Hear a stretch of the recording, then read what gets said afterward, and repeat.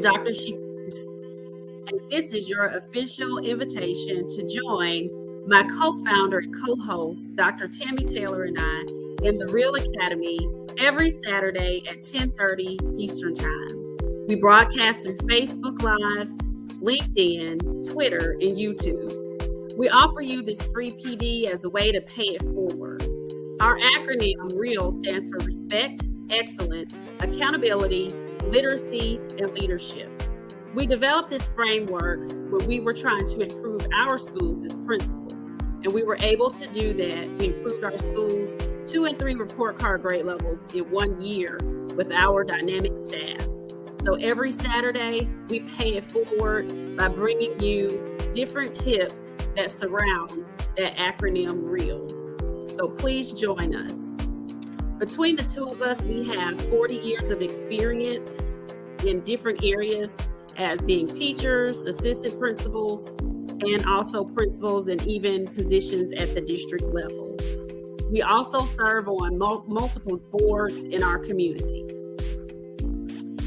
Through our consulting firm, Create and Educate, we offer several professional developments. If you visit our website, you can view this catalog that you see here. This is just a testimonial from Principal Sharon Hurt, who we offer literacy professional development to his staff. Also join us on the first Tuesdays of each month in the Collaborative. In the Collaborative, we bring people together, educators, authors, parents, and teachers to solve real problems in education. Our guests come on and talk to us about how they are keeping it real in schools and in organizations. So please tune in and view previous episodes through our YouTube channel. We are also contributing authors to Women Who Lead in Education.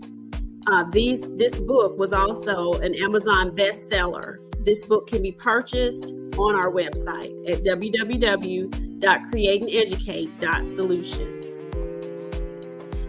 We also have on our website several free resources. These are some of the free virtual literacy events that we offer. Hannah's Wish, which would be a great one for Christmas coming up, and also Braille's Tour. Make sure that when you're using these free resources, that you're purchasing the books to go along with them to make your event even better. The other service that we offer is we help speakers, authors, and entrepreneurs connect their services to schools. So conducting business with schools is a module system that we offer if you need that service. That can be found on our website. And finally, in conjunction with another organization, BK International, through the power of collaboration, we interview several authors, speakers, and entrepreneurs that tell you about the services and innovations that they offer for educators and parents. So visit our website and you can see some of those previous interviews that we've had, and also several newsletters where we list those resources.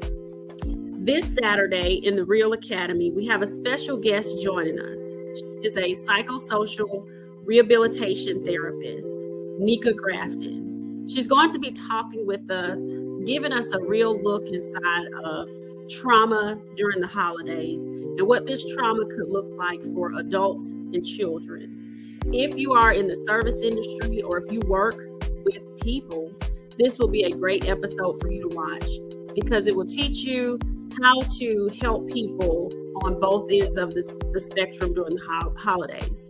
The holidays are definitely a joyous time for some people, and for some people, they represent areas of trauma or depression. So knowing how to make sure you're activating enthusiasm and joy, but also knowing how to help people who may not be experiencing those things during the holiday. So we look forward to you tuning in with us Saturday at 10:30 Eastern and all of those platforms that I mentioned before, right here on Create and Educate with the REALL Academy. Thank you. I'm Dr. Sheka Houston. Great morning, everyone. Thank you all for joining us. I am Dr. Sheka Houston. We're trying a new intro. So thank you for the feedback. Principal Law said he thought the music was catchy. Thank you. My oldest daughter actually picked it out for me. So, again, great morning. We are definitely on fire from Principal Hurt with the great classroom management tips that he gave out, and everything that he talked about was just completely on point with making sure that your classrooms are ready to receive children and also giving those tips to help regain control of the classroom. So, as you can see, Dr. Taylor, she's taking an exam this morning. She's finishing up those PhD requirements. So, she has an exam. And Dr. Taylor, for those of you who log on with us regularly, she's my co founder, co host, my sister from another mother. But joining us today is my biological sister, Nika Grafton. She is a psychosocial rehabilitation specialist, and she's with Given Tree Solutions in Charlotte, North Carolina. She has an extensive background in the mental health industry. So, welcome, Nika. Thank you for joining us. Thank you. Thank you. Good morning. Good morning. Glad to be here. Thank you. And just tell everyone, I know I told everybody what you do, but just tell them a little bit about your background as far as how long you've been in the field and exactly what psychosocial therapy is. Some people may not realize what it is. Okay. So, as she stated, I am Nika Grafton. I'm a psychological associate, and I've been in the mental health industry for about 22 years. So, I did start while I was in college, working full time also at a residential treatment facility level 5. And there's where I kind of developed my passion for the mental and behavioral health field. But at this time now, I have kind of moved out of direct care into more of a consulting role and also in management. But we work very closely with our clients. And so what psychosocial rehabilitation does is it helps to rehabilitate individuals on the psychosocial factors of life, such as psychosocial stressors, your activities of daily living, vocational skills. So there may be things in life that happen that kind of trigger people to have events to have those things unbalanced. And so what we do is work to get them back on track. And we do work with adults and children. Okay, thank you. And what Principal Hurt talked about were some of those behaviors people experience. And what we're talking about this morning, we're really taking a look inside of trauma, a real look inside of trauma. So, some of those behaviors that children, you may see manifest in children, when Principal Hurt was talking about a classroom being out of control. Sometimes it could be the management level of the teacher and the knowledge level of the teacher just not knowing certain strategies, but sometimes it can be a result of trauma. And sometimes those manifestations of trauma are things like, screaming, kicking, fighting, throwing things, cursing. So we really have to, as educators, make sure that we're intentional about finding the why behind what a child is doing. Why are they exhibiting these behaviors, and not just always looking for a punishment, or even as the leaders, just not even accusing the teacher of, wow, you just don't have good classroom management, because it could be that they may need some strategies, but it also could be that we need to make sure we're providing some real resources for this particular student. And even sometimes in our schools and buildings, and even in other areas, adults are suffering from trauma in the workplace. So being able to recognize what that looks like is important too. The National Alliance of Mental Illness has reported that 64% of people living with mental illnesses report that their conditions always worsen around the holidays. So one thing that I found when I was researching this topic is the reasons behind this. They talked about social isolation is one of the reasons, grief, and there's also some triggers that Nika's going to tell us about. She and I were talking right before this, and we just remember in our childhood that Christmas was always like a fun time. We always got nice gifts. And my parents were divorced, so we lived with my grandparents. So we always got a lot of stuff for Christmas. Everything would be laid out in the living room from my grandmother and grandfather, our mom. So it was always like a happy, joyous family time. And that's not always the case for people. And sometimes we approach holidays and Christmas through our lens of how that was for us. So we'll ask children things like, "Oh, how was your Christmas? What'd you get for Christmas?" And Right. like she was telling me earlier, those are triggers. So go ahead into that conversation about the triggers and how sometimes we as educators or just people being innocent can trigger people into having a traumatic episode around the holidays.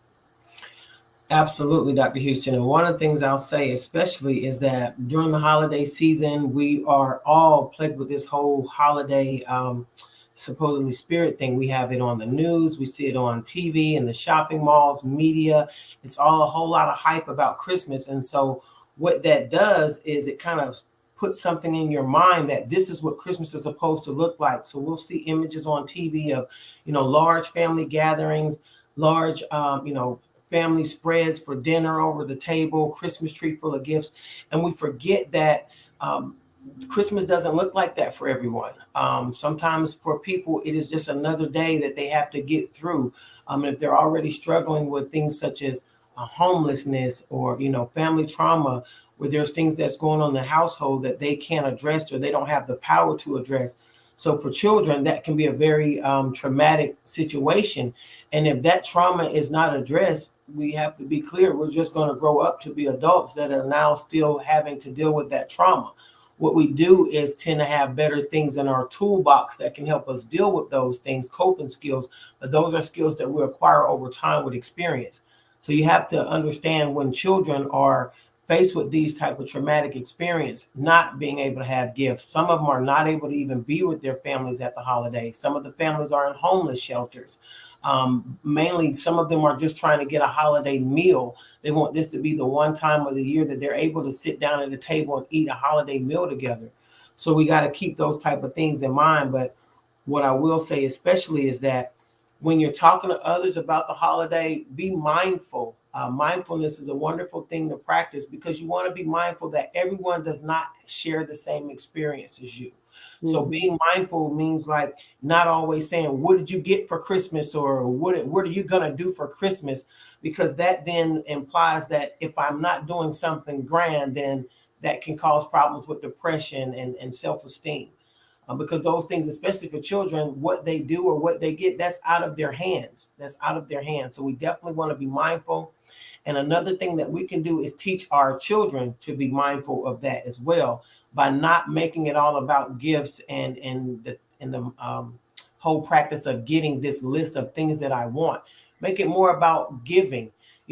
Pick some things out that you want your children, let them pick out some things that they can donate to other kids or to other families in need, and go ahead and teach them that it's not about receiving. Gratitude is very important to practice. Absolutely, Nika. And this is our mom. Hi, mom. Hey, mom. Um, so one of the things that I've even been guilty of, I talked about how we looked at how Christmas was for us growing up, and it was always fun and around gifts and family. So that's kind of how I've approached it, even with the girls. And so this year, my oldest daughter said, I would have everything lined up on both sides of the couch for Yes. them. And my oldest daughter, she said, "Mommy, you only have to really just get us 3 gifts this year. All of those gifts just really aren't necessary." So I was even going overboard and didn't even have to, because they do know the importance and the real reason behind the season, because we do try to instill that as well. But when you talked about mindfulness, one, when you asked me to come even to talk with your clients about just showing them how to budget.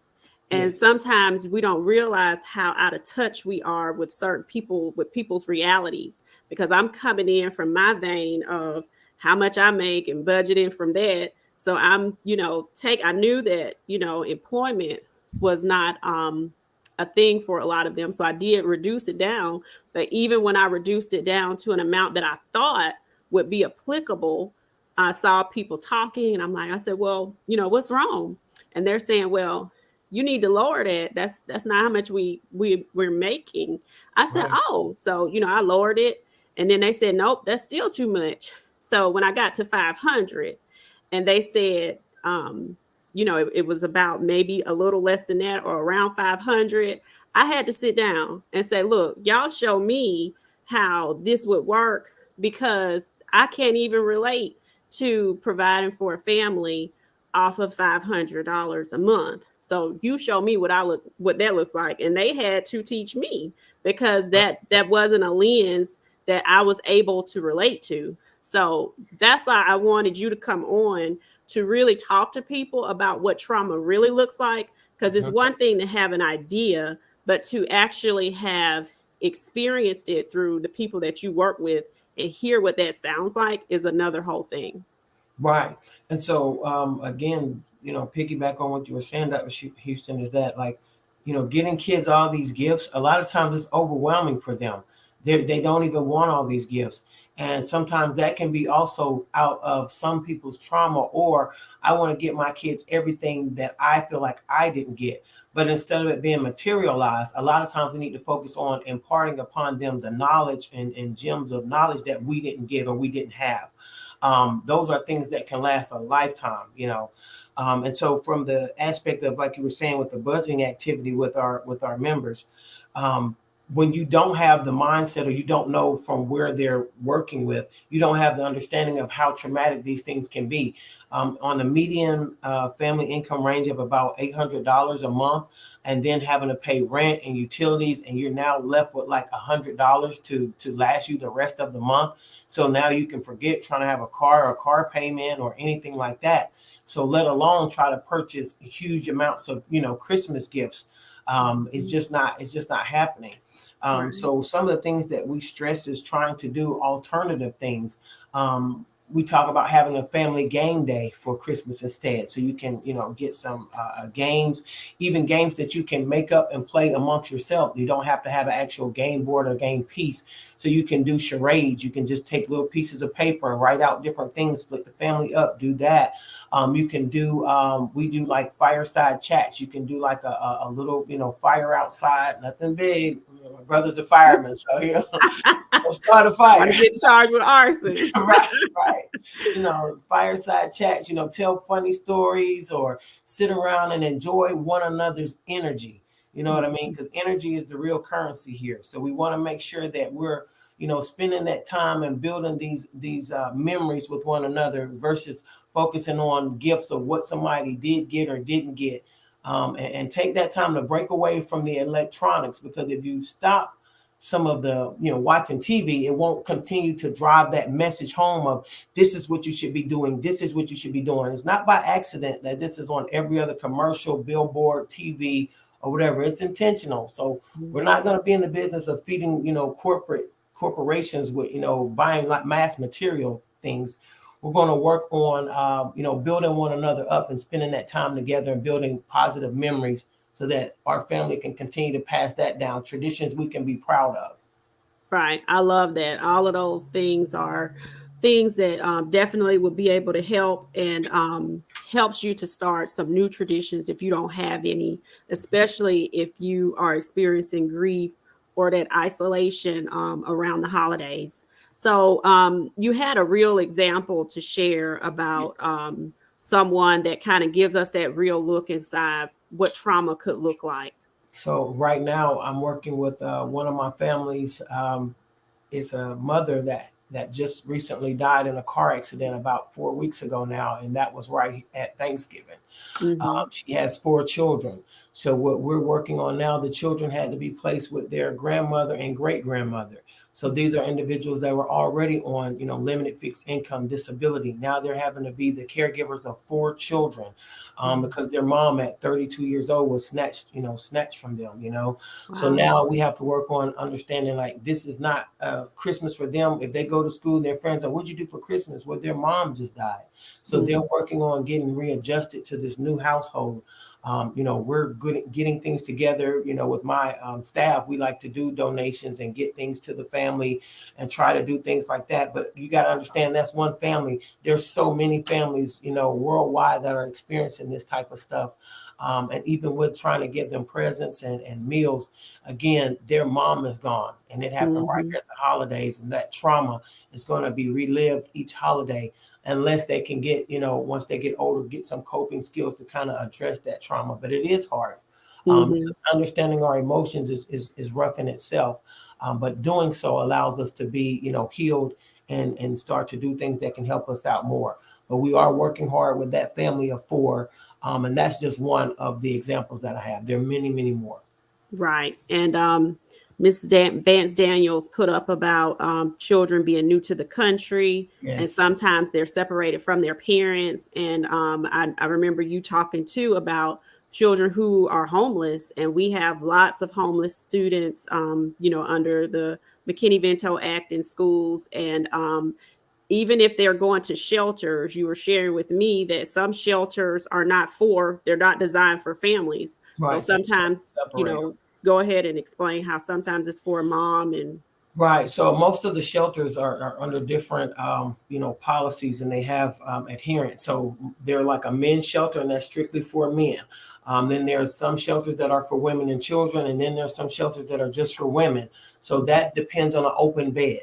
So if a whole family is being divided because they don't have the funds, now they have to be evicted, you got to realize that whole family unit is stripped apart. They're not homeless shelters that allow for whole families to come. So the male will have to go here, the father will have to go to the men's shelter, the mom, depending on if there's not an open bed at the women and children's shelter, will have to go to the women's and the children. They're all separated.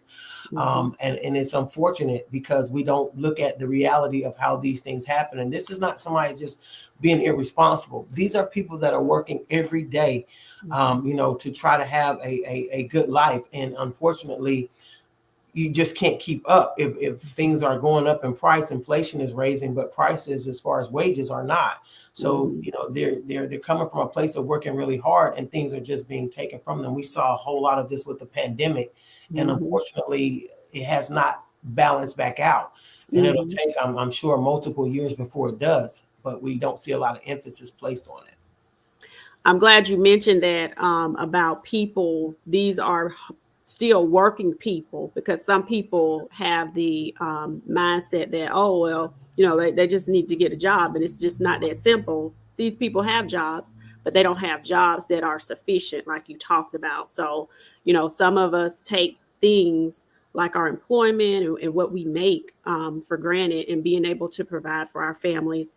So we hope that you were able to gather something from this. Number one, make sure that you're talking to your staff members and your teachers about making sure that they're not creating triggers with activities in their classrooms. For one thing, you got to know who's in front of you. You need to know who your students who might be with foster care, or students who may not have had a great holiday. We used to actually sponsor families when I was at the school level, people that we knew couldn't afford a meal. We had partners in the community, caterers who would go sponsor a whole meal for them. We would take gifts by. And I know that you do a lot for the children that you work with just making sure that they're provided a Christmas. So that's one thing that the girls and I are going to be participating in this year, with just making sure that they're learning, and also me, for being provided a service of how to give back, because seeing people in different situations than what you're in definitely gives you that mindfulness that we need to be able to have to empathize with people. And So the one thing oh I was going to add real quick is that I absolutely came from teaching over into this field because I wanted to bridge that gap. So be mindful of what happens at home before the child makes it to school. Definitely. Well, thank you all for joining us. Join us back here next Saturday at 10:30, and every Saturday in the REALL Academy. Make sure that you're tuning in with us next with Principal Kafele. As Principal Hurt stated, we are the Fantastic Four. Principal Hurt comes on every Saturday right before us at 10. Create and Educate are here at 10:30. Principal Kafele is next at 10:55. And on Sundays, we have Josh and Dean on Unlock the Middle. And then Tuesdays and Thursdays is Dr. Ross and Coach Williams. So thank you all for joining us, and have a great rest of your weekend. Thank you, Thank Nika. you. Thank you.